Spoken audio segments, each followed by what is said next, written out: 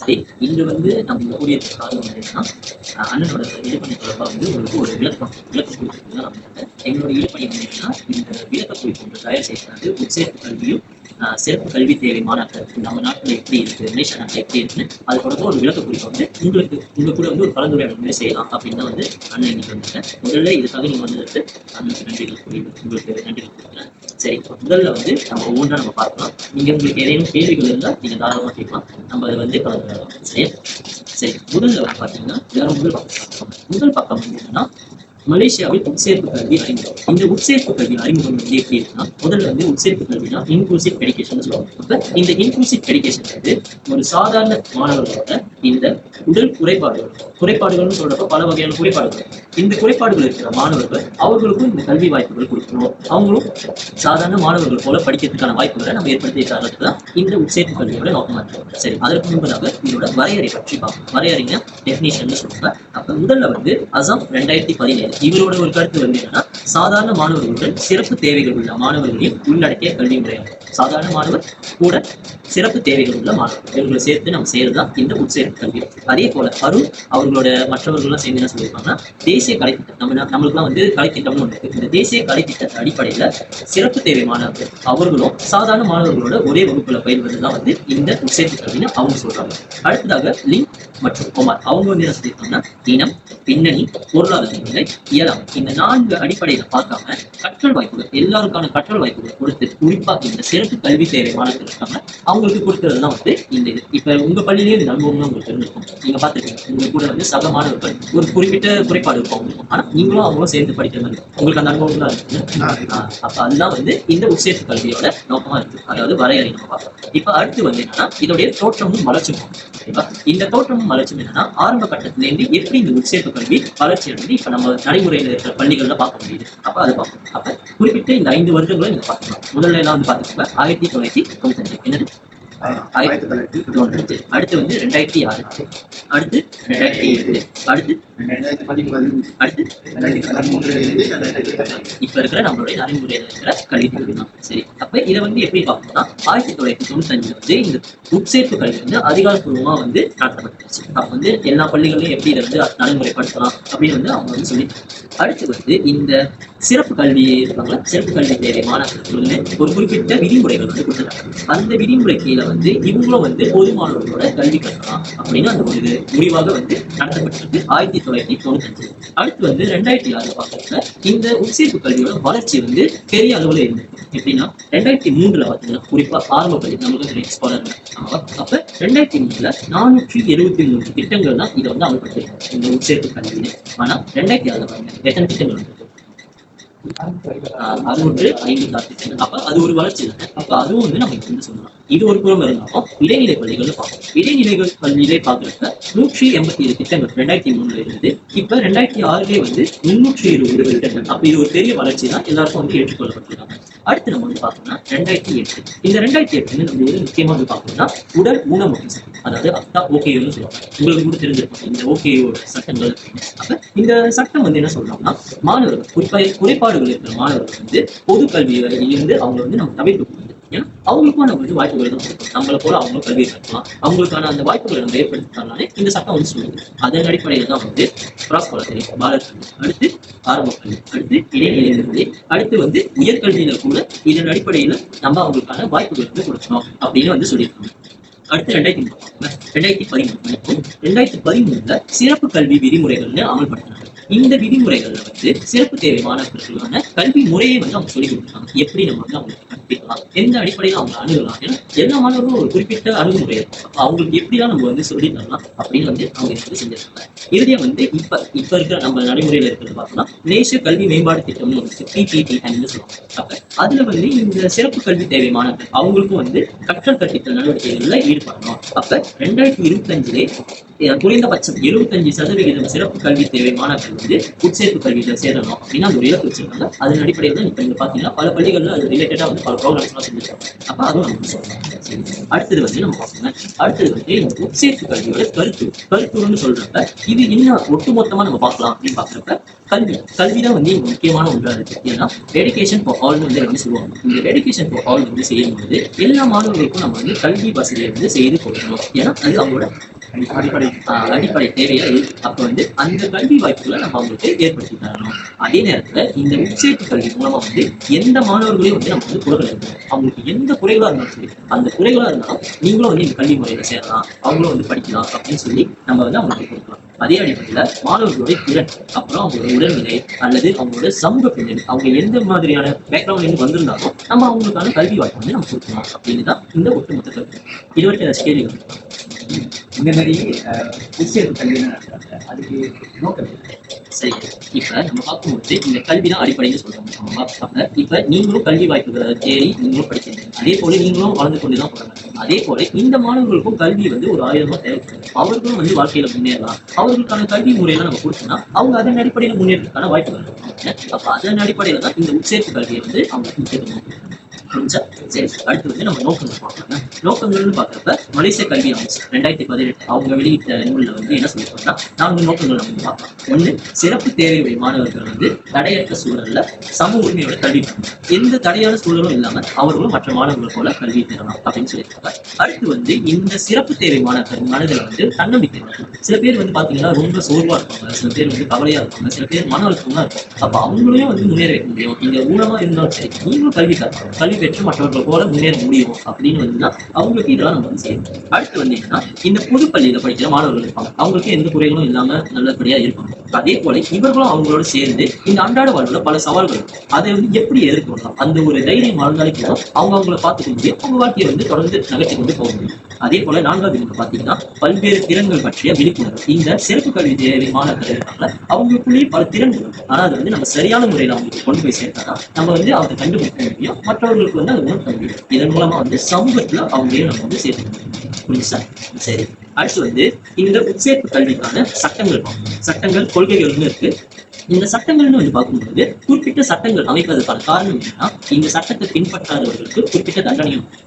அப்ப இந்த குறிப்பிட்ட சட்டங்கள் மூலமா என்ன நன்மைன்னு நம்ம பார்த்தோம்னா, இந்த சிறப்பு கல்வி தேவை மாணவர்கள் இருப்பாங்க, அப்ப அவர்களுக்கான கல்வி வாய்ப்பு வந்து நம்மளால கொடுக்கணும். சட்டமே நம்ம பார்த்தோம்னா கல்வி சட்டம் 1996 எல்லாருக்கான கல்வி வாய்ப்புகள் வந்து ஏற்படுத்தி தரணும். இல்லைன்னா அவங்களையும் வந்து நம்ம புறக்கணிச்ச மாதிரி ஆகும். அப்ப அந்த மாதிரி சட்டங்களும் இருக்கு. அடுத்து மாற்றுத்திறனாளிகள் சட்டம், அதை வந்து அப்டா ஓகே நம்ம சொன்னோம்ல 2008, அதுவும் வந்து இது வந்து ஒன்றா இருக்கு.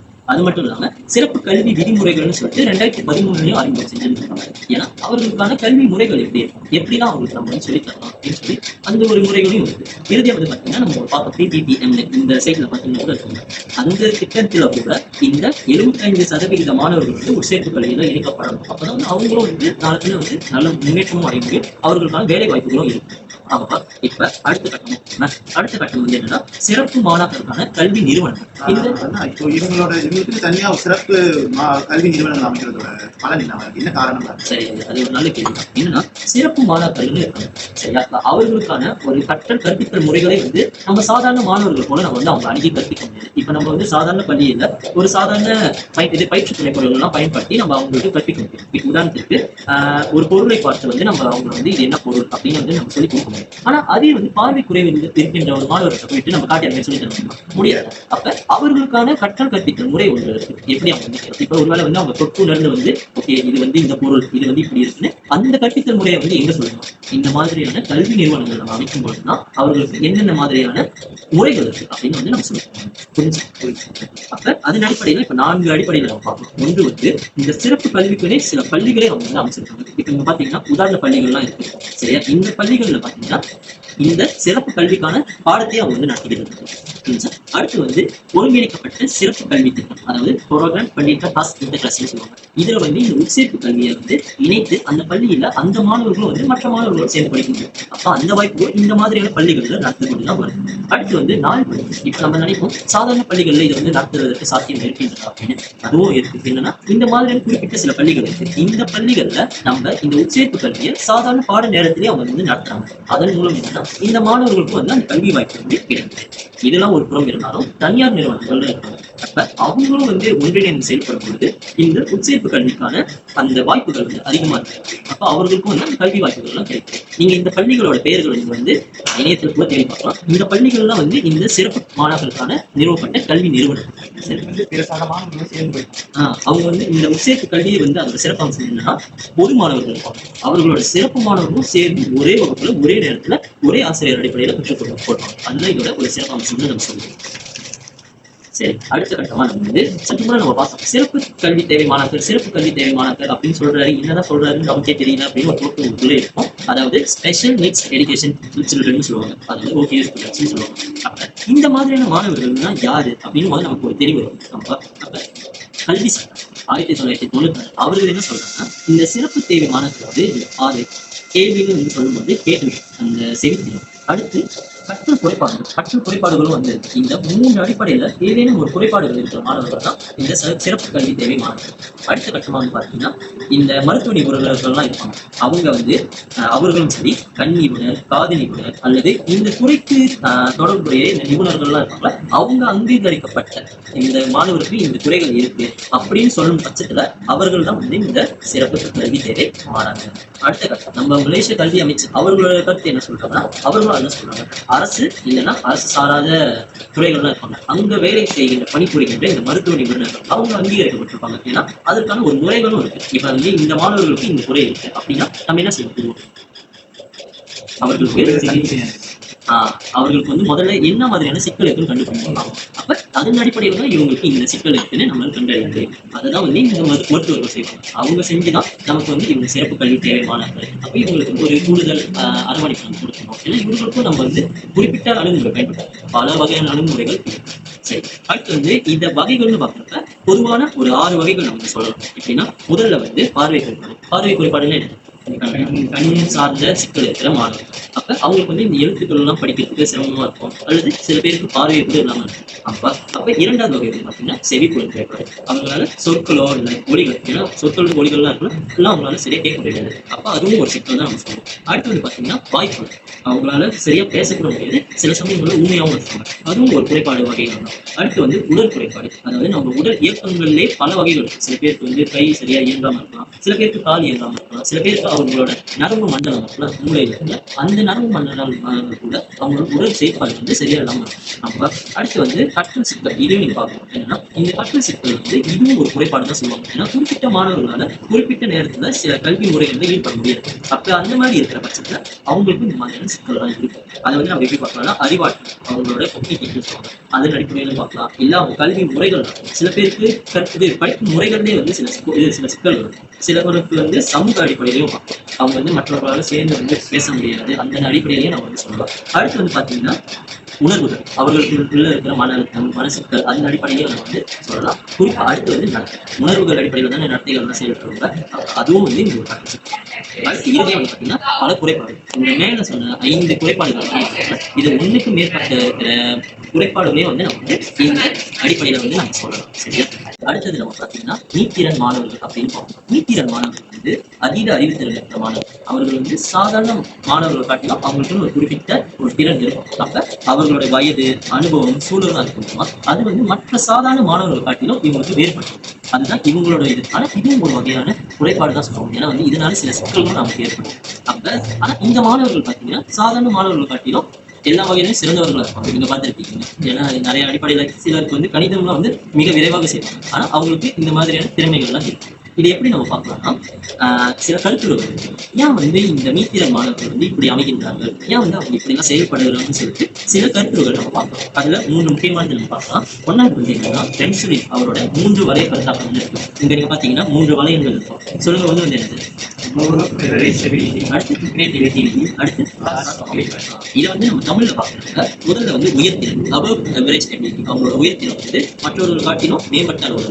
அடுத்து வந்து கிரியேட்டிவிட்டி, இந்த படைப்பாற்றல் திறன் வந்து அவங்களுக்கு தனித்துவமான சிந்தனைகள் ஆகும். அதனால வந்து அவங்க செயல்படுகின்ற முறையே வந்து வேற மாதிரி. அடுத்து வந்து உழைப்பு தன்மைன்னு சொல்லுவாங்க. இது வந்து அவங்க அந்த ஒரு பணியில எப்படி ஈடுபடுறாங்க, எப்படி செயல்படுறாங்க, எல்லாமே வேறுபடும். அதனால வந்து மீத்திறன் மாணவர்கள். அடுத்து வந்து பாத்தீங்கன்னா கார்ட்னர்னு ஒருத்தர் இருக்காரு. அவரோட பன்முக அறிவாற்றல் கோட்பாடுன்னு சொல்லுவாங்க. இதுல வந்து 8 அடிப்படையில இருக்கு. இந்த 8 அடிப்படையில அவங்க வந்து ஒரு மாணவர் இந்த 8 திறன்கள்ல ஏதேனும் கூடுதல் இருந்தாலே அவங்க அனைவருமே வந்து நீத்திறன் மாணவர்கள். அப்ப உதாரணத்துக்கு மொழி அறிவுல அவங்க வந்து சிறப்பா இருக்காங்க. அதே போல கணிதத்திலையும் அவங்க வந்து சிறப்பா இருக்காங்க. அதே போல இசை, இந்த மாதிரி பல அடிப்படை கூறுகள் இருக்கு கார்ட்னர் அடிப்படையில. இதுல ஒன்றுக்கு பல திறமைகளை படைத்த மாணவர்கள் தான் வந்து நீத்திறன் மாணவர்கள் சொல்லுவாங்க. இறுதியா வந்து ஸ்டெர்ன்பர்க் அப்படின்னு ஒருத்தர் இருப்பாரு. ஸ்டெர்ன்பர்க் அப்படின்னு ஒருத்தர் அவரோட உண்முக அறிவு கோட்பாடு அதே போலதான் 3 இருக்கு பாருங்க. அது என்ன சொல்றாங்கன்னா பகுப்பாய்வு அறிவு. ஒரு சூழ்நிலையில எப்படி அவர் பகுப்பாய்வு செய்யறது அதை வந்து நம்ம வந்து பார்ப்போம். அடுத்து படைப்பாற்றல், அது வந்து கிரியேட்டிவிட்டி சொல்லலாம். அப்ப வந்து அவங்க எப்படி அதெல்லாம் வந்து சிந்திக்கிறாங்க. அடுத்து நடைமுறை அறிவு. நம்ம ஒரு மாணவர்களுக்கு கொடுக்கின்ற அறிவு வந்து அவங்கள மீத்திர மாணவர்களா மாற்ற முடியும். எப்படின்னா ஒருத்தர் ஒரு இதை வந்து பயிற்சி செய்வதற்கு நம்ம வந்து அவங்களுக்கு உதவி புரிஞ்சாலே அவங்களும் வந்து சில்ட்ரன்ஸா மாறுவாங்க. அப்ப இந்த அடிப்படையில தான் இந்த கோட்பாடு வந்து அவங்க சொல்றாங்க. புரிஞ்சுச்சா? சரி. அடுத்து வந்து நம்ம இந்த சிறப்பு தேவை மாணாக்கர்னு இருக்காங்க. அவங்களை எப்படிலாம் அடையாளம் காணலாம் அப்படின்னு பாத்தீங்கன்னா முதல்ல யாரோட பங்கு அதிகமா இருக்குன்னு நினைக்கிறீங்க? ஆசிரியர். அப்ப அந்த ஆசிரியர் வந்து என்ன செய்யணும்னா பாட வேலையில அவங்களுக்கு இந்த மாணவர்களுக்கு ஏதோ ஒரு சிக்கல் இருக்குன்னா அவங்க என்ன பண்ணுவாங்க, உற்று நோக்கி என்ன மாதிரியான சிக்கல் அவர்களுக்கு கலந்துரையாடி அதுக்கப்புறம் அந்த பாட வேலையில எப்படி இருக்குன்னு கண்டுபிடிச்சாலே போதும் நம்ம அந்த சிக்கலை வந்து கண்டறிய முடியும்.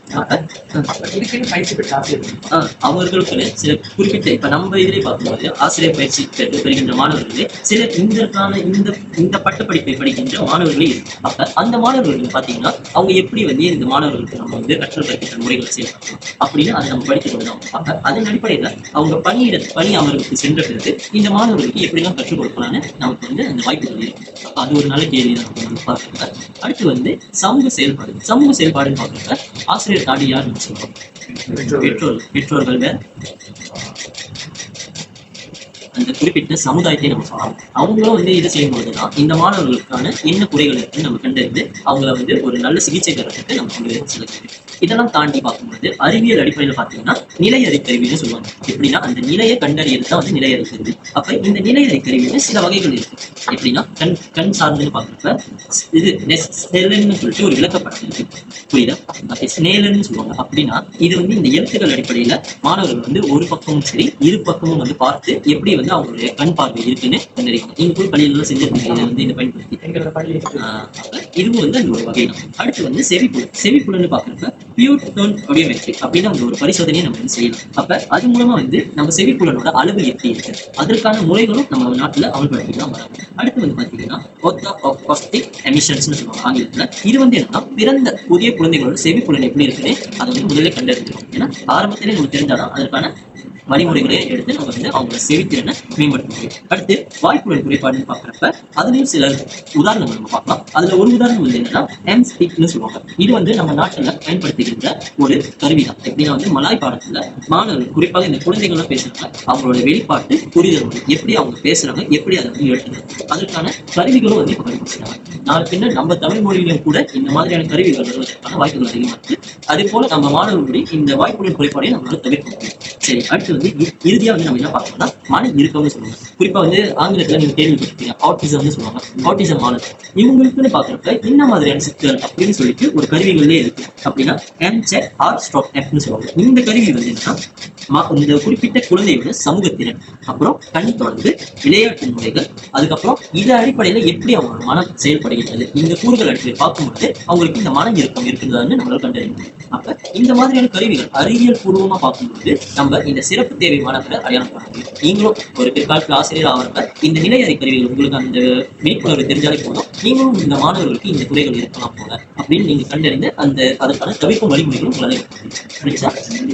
அடுத்ததாக வந்து இறுதி வந்து பேரு குறைவுக்கான காரணம். இப்ப ஒரு குழந்தை பிறக்குது, அந்த குழந்தைக்கு சில குறிப்பிட்ட காரணங்களாலே இந்த குறைகள் ஏற்படுறதுக்கான வாய்ப்புகள் இருக்கு. அப்ப இதை நம்ம வந்து 2 முக்கிய கூறுகளை பார்க்கலாம். ஒன்று பரம்பரையாக இப்ப சிலருக்கு வந்து நோய்கள் வரும். இப்ப என்னுடைய தாத்தாவுக்கு வந்து நீரிழிவு இருக்குன்னா ஒருவேளை என்னுடைய பேர பேத்திகளுக்குலாம் வர வாய்ப்புகள் இருக்குன்னு நம்ம பார்க்கணும். அப்ப அதே போலதான் இந்த பேரு குறைவுக்கான காரணங்கள் வந்து நம்ம ஒரு சில உதாரணங்களை பார்க்கலாம். எப்படின்னா வந்து குரோமோசோம்னு சொல்லுவாங்க. குரோமோசோம் கேள்விப்பட்டோம்னா இந்த குரோமோசோம் குறிப்பீடு ஏற்படும் பொழுது சில காரணங்கள்ல சில பிறப்புகள் வந்து மாறுபடுகின்றன. எப்படின்னா வந்து 21 குரோமோசோம் எல்லாம் கேள்விப்பட்டிருக்கீங்க. ஏன்னா அதுதான் நம்மளுடைய பாலினத்தை நம்மளை வந்து நிர்ணயிக்க.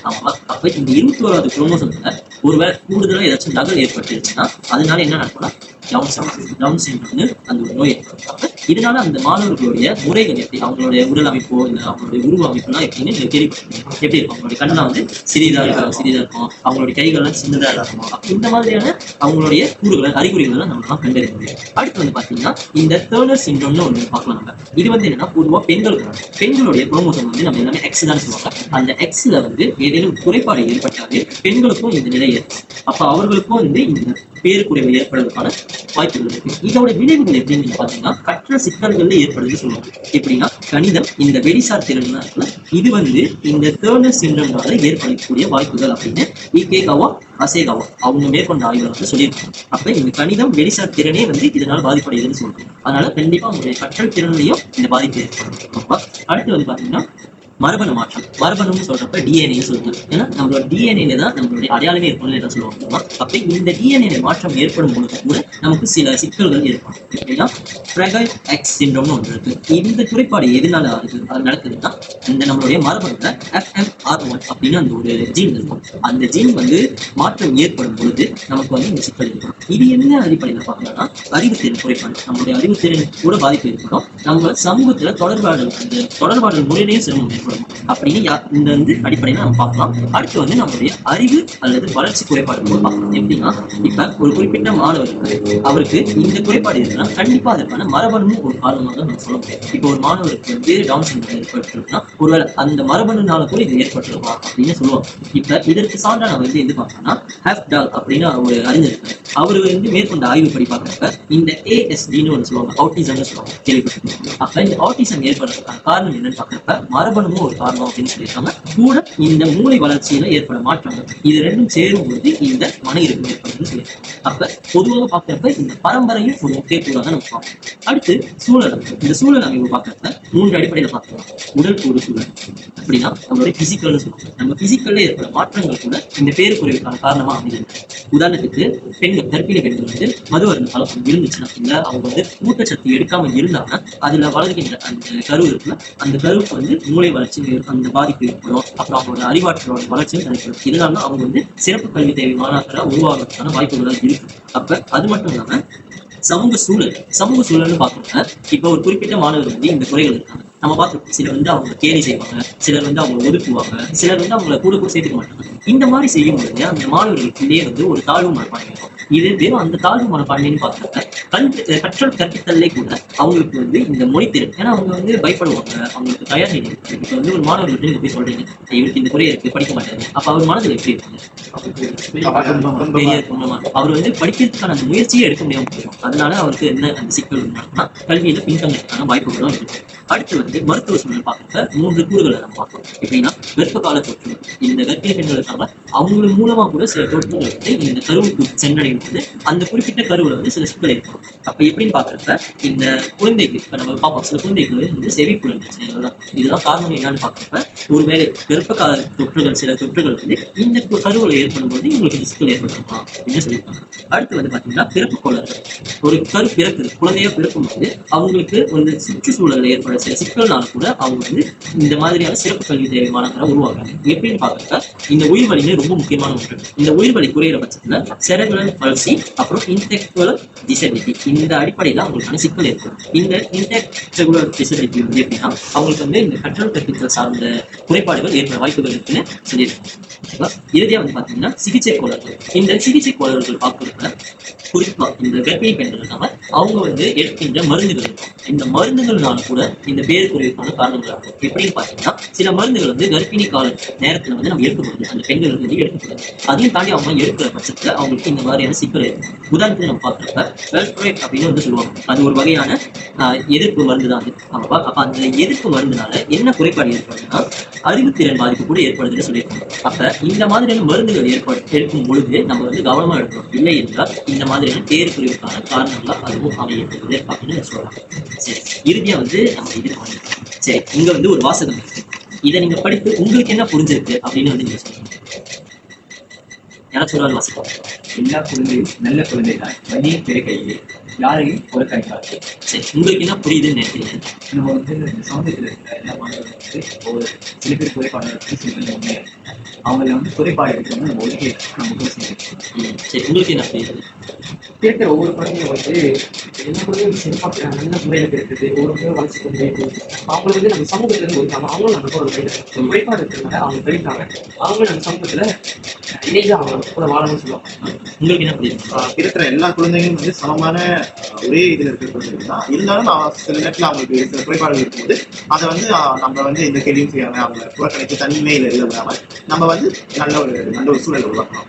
அப்ப உங்களுக்கு இதன் அடிப்படையில புரிஞ்சிச்சுன்னு நினைக்கிறேன். அதாவது இந்த சேர்ப்பு கல்வியோட நோக்கமும் அதுதான். இந்த சிறப்பு கல்வி தேவை மாணவர்களுடைய அடிப்படை கூறுமே இதுதான். அப்ப இவங்க யாரையும் புறக்கணிக்காம இருந்தாலே போதும், இவர்களும் வந்து நம்மளை போலவே முன்னேற்றம் அடைவதற்கான வாய்ப்புகள் இருக்கு அப்படின்னு. சரி, அதன் அடிப்படையில நம்மளுடைய ஒரு விளக்கம் வந்து ஒரு நிறைவை நடத்துவது. வாய்ப்பளித்தமைக்கு நன்றி கூறி விடைபெறுகிறேன். நன்றி.